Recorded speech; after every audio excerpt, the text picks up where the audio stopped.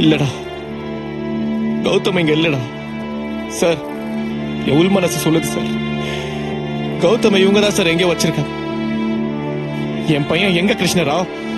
சொல்லு, என் பையனுக்கு ஏதாச்சும் ஆச்சு உன்னை நான் சும்மா விட மாட்டேன். మళ్ళీ అది ఆడుతావు చంపేస్తాను.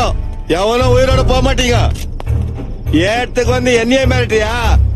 அதான் சொல்றேன் இல்ல, நான் பொம்பளை பிசினஸ் தான் பண்றேன், குழந்தை இல்ல.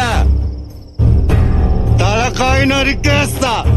எவனோ ஏமாத்திருக்கிறவன அவனை போய் ஓதியா.